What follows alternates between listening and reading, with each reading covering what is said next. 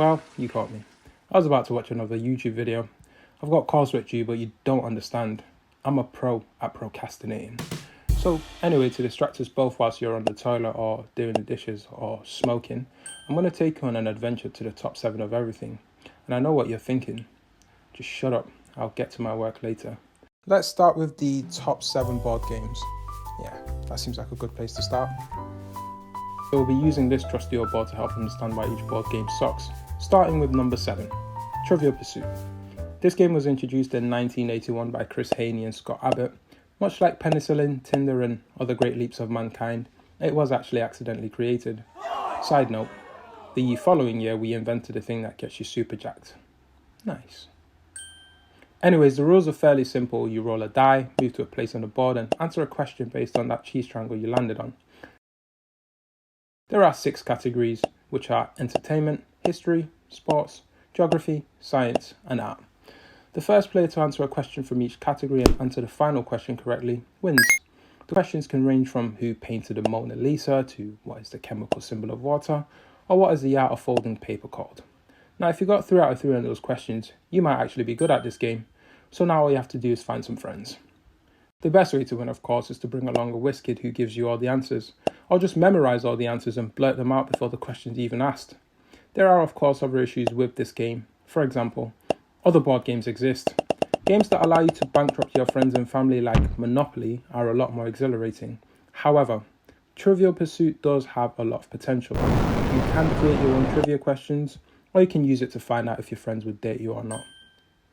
This, of course, is a triple category question, so 3 points of art, entertainment, and self-destruction.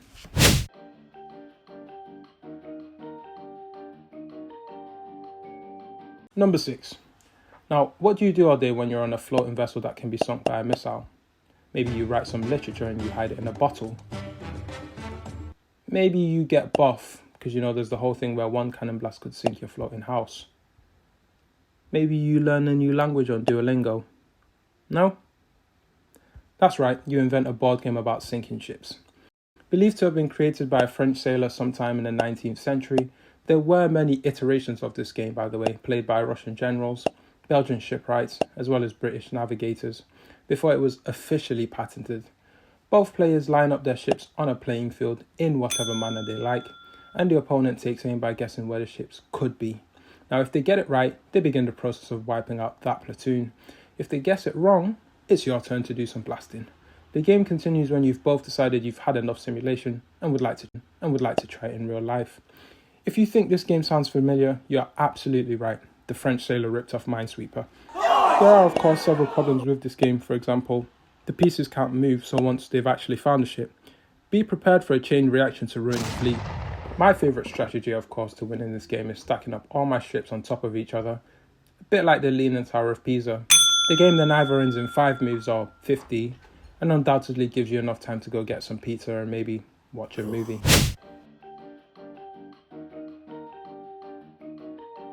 Number 5, Cluedo. Cluedo, or Clue, depending on where you live. I live here, by the way, is a murder mystery board game. Much like its predecessor, Battleship, this is another game born during military wartime, specifically the air raids over London during World War II.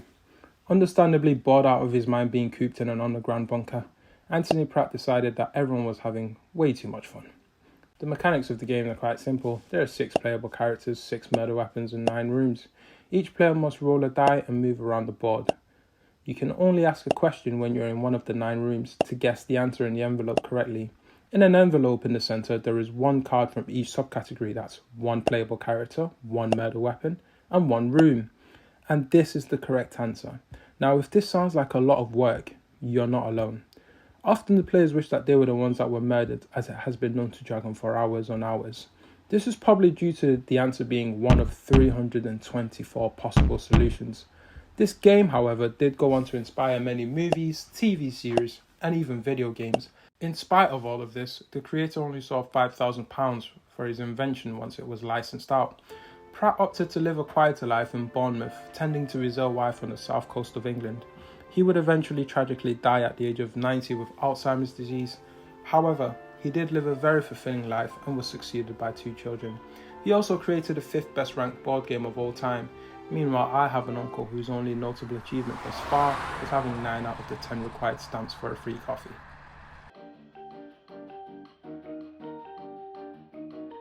Number 4. Scrabble. From the caves in Namibia to the hills of Mount Everest, and even in your mum's bedroom, Scrabble's been played everywhere. A bit like your mum. Predominantly used as a way to trap grandchildren into a verbal duel of linguistics, this game was pioneered by an engineer who decided the best thing to do is to plagiarize another game he invented. The game centers around creating words from letters already on the playing field. There are multipliers, and using crazy letters such as K and Y score you bonus points. Unlike Trivial Pursuit, you can play this game more than 5 times, unless of course your friend is a thesaurus. It suffers from common issues like every board game, but more annoyingly is that friend that tries to convince you that every word they've made up is actually a word. Secondly, I grew up on this game, yet somehow my vocabulary is still narrowed in the Suez Canal. Another problem, which in fairness doesn't just cloud Scrabble, but other games as well, is luck. Now you could look down at your placeholder and see the letters V, T, L, D, N, M, R, and what could you possibly spell? I'll give you a second. That's right, never mind, too long, didn't read. There are variations of this game such as Clabber, which is played in tournaments, Scrabble Go, which is played on mobile devices, but let's be honest, if you have a phone, you're not going to be playing this game, and Junior Scrabble, where the words are much easier because it's targeted to kids. Now of course, when you're buying Junior Scrabble, make sure to not look too creepy, otherwise you might get an invite to that island.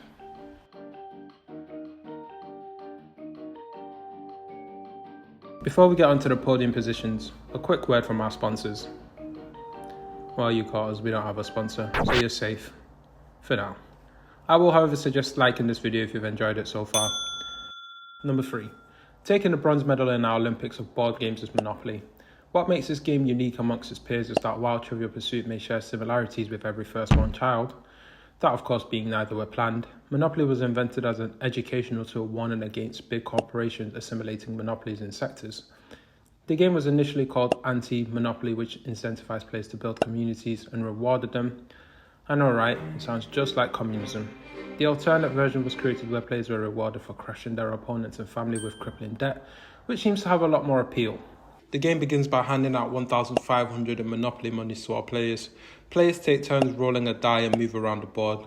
Players can interact with property, chance and community card spaces, jail, and your local government's favourite square, income tax.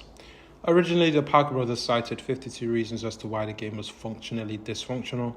For example, the duration. I've personally played a game that lasted 6 hours. That's how long it takes to fly from Kim's country to the way more famous Kim's country. This isn't a problem if you're stuck in someone's basement and have a lifetime to kill, but when it's the only time you get away from working, the kids and every other thing going on, perhaps a game where you have more in fake money than in your real bank account isn't the best use of 6 hours. Whilst most games will end in one of 2 ways, Monopoly only ever ends in one. There are other things you have to contend with whilst playing this game. Whilst you may not be a greedy oligarch, you can almost guarantee that your friend playing will most likely demand your liver, the one ring, and still refuse to give you a card to complete your set. You can also bet on trying to offload cards and everyone turning into these generous guys. Whilst I personally love this game despite its many, many flaws, there are even more controversies surrounding this game, especially in real life. The game was also banned in Germany. This is due to highlighting that German officials under the SS lived in more affluent neighbourhoods. There was also that time the security guard tasked with keeping the winning tickets of McDonald's Monopoly safe was convicted of fraud. This is after colluding with the mafia to win all the mega prizes. It's believed that during the Second World War, the game was given to prisoners of war as a way to kill time.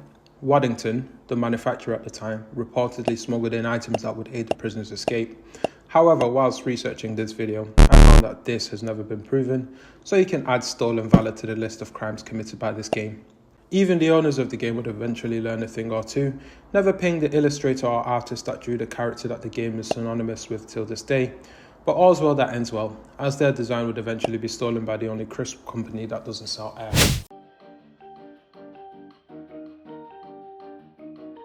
Number 2. Checkers. Even though it's been described as the baby brother of chess, checkers is actually much older. Almost 4,000 years in fact. The oldest checkers board dates all the way back to 3000 BC in the Sumerian city of Ur. Not to be confused, of course, with fact checkers who stop you from spreading misinformation online to rig an election. Checkers is the game which encourages you to leapfrog your opponents in order to capture their pieces on the crosshatch board. There isn't actually much to talk about in checkers. It is the first game in this list that is genuinely a board game, but it's also deemed as less intellectual. This is probably because the knight in chess confuses just about everyone who has never played a game of chess. Hence the euphemism, as my old granddad used to say, I was playing chess, they were playing checkers, or however that saying goes.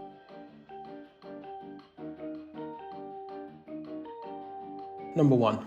So you're probably thinking backgammon, Othello, or maybe Connect 4 is going to be number 1. If you guess Pictionary, you're also wrong. It's chess. Whilst it might sound like what you want to see topless on a Friday night, this tends to attract the opposite crowd. No one's quite sure who invented chess, whilst I've tried in the American spirit to claim it as mine. Usually when we get to the patent identity, my date of birth seems to raise eyebrows.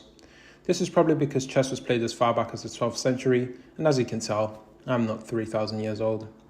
There are 6 distinct pieces: the king, the slay queen, the bishop, the rook, the knight, and the pawns.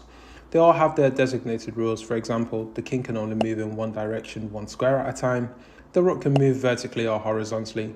The bishop does the same, but diagonally. The queen does it all because, of course, she's an independent woman who needs no man in her life. The knight works in a unique L pattern, and the pawn moves forward or can kill diagonally. However, he does have the superpower that allows it to turn into any special piece, but let's be honest, you're just going to upgrade it to a queen. I'm going to rattle off some moves. The Sicilian defense, the Ruy Lopez opening, the Queen's Gambit, Nimzo Indian defense, Reti opening, Bird's opening, King's Fianchetto opening. None of them sound familiar, right? Of course they don't. That's probably because you play Warzone and you have a girlfriend. These moves, however, determine who wins a game. Whilst the average player is a free-flow player, the grandmasters, or the Michael Jordans of chess, know all these moves and would destroy the average player. Someone decided that chess wasn't complicated enough, so they created this monstrosity. And then they created this monstrosity. And of course, my favorite one, 5D chess.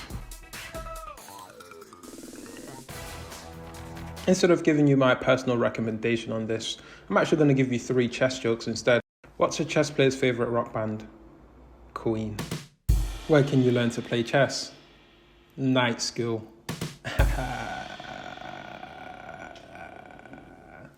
And of course, my personal favorite. What do chess players eat during a long game? These nuts. Chestnuts. In conclusion, board games are a great way to kill time, with some of them being based around murder, others being based around how much you know about the world, and others about buying up everything that isn't nailed down to the floor. But I bet you didn't know that every game on this list is either owned or licensed by one company, literally creating a monopoly in the game industry. Hasbro bought up every competitor long before antitrust laws. The Monopoly men would eventually buy another Monopoly man's business, the Parker Brothers, and manage to amass a fortune that's large enough to buy a football team or 14 billion tins of tuna. You make the choice. It goes without saying that you need friends to be able to play any of these games, and the best way to make friends is, of course, on social media, where we can all commit to spending time together until that time comes and we all remember how comforting the lonely dark void is. If you've enjoyed procrastinating with me and want to do this again sometime, hit that sub button.